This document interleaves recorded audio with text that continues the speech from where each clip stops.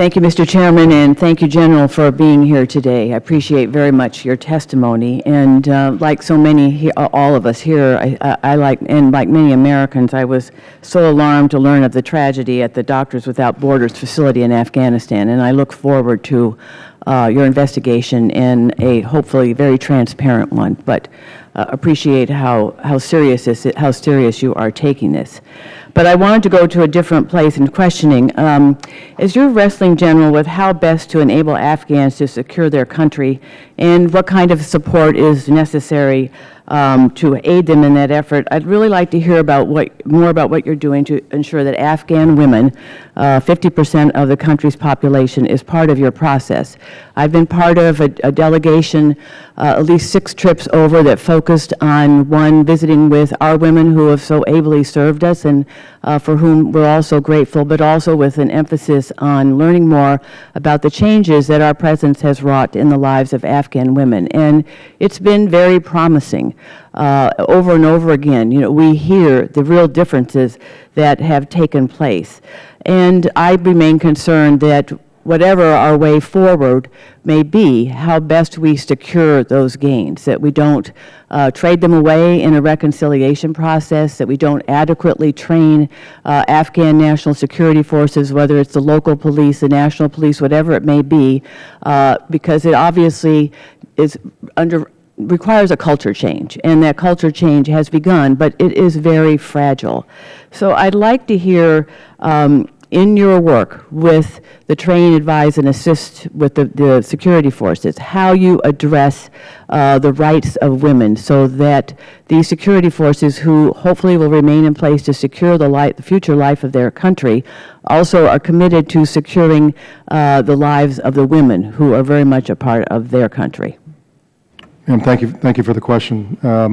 Every day, President Ghani, Dr. Abdullah, they speak of this. I think with their leadership and our continued train, advise, and assist, that the future for engaging women in the military, both on the police side and the Army side, continues to improve.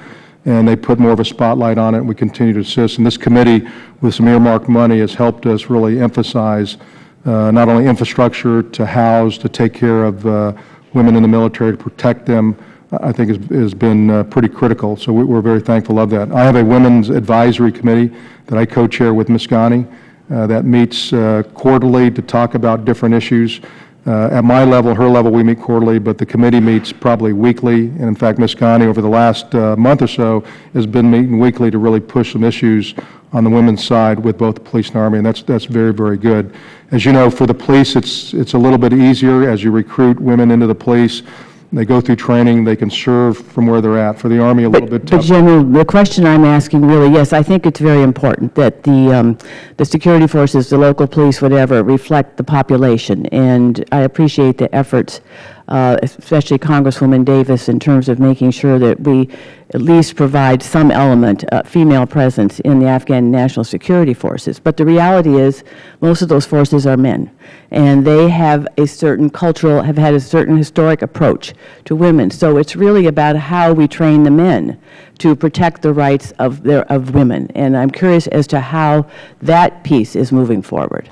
And they do some of that in their accession training, their officer training, their basic training about rights of not only women but of men. And so I think they're continue to work that. It's about education, it's about training, it's holding people accountable, and I think they continue to get after that. I think as they see more women in positions of increased responsibility, they see more women that are tied in with the special operating forces, which they have women that do that with them to help go on objectives, to search other females. It is actually pretty incredible. And when the other men see this and how that they contribute, I think it does have a change in attitude. But as you know, the Army, the police have only been around for a couple of years. It's going to take time as we move forward. We do put conditions as well on recruiting women, how they do that, and I think they'll continue to improve. But as you said, it's going to take time, and it took time for the United States Army that's been around for 240 years to get above 15, 16% at West Point. So I mean, this is something they're focusing on, and with the leadership of President Ghani, Dr. Abdullah, I see good things forward. And you've spoken of conditionality, how you use that as leverage to achieve certain goals that there may be some resistance to. Is that a tool in your toolbox as you move forward? Yes, ma'am, absolutely. Thank you. I yield back. Thank you. Mr. Conway.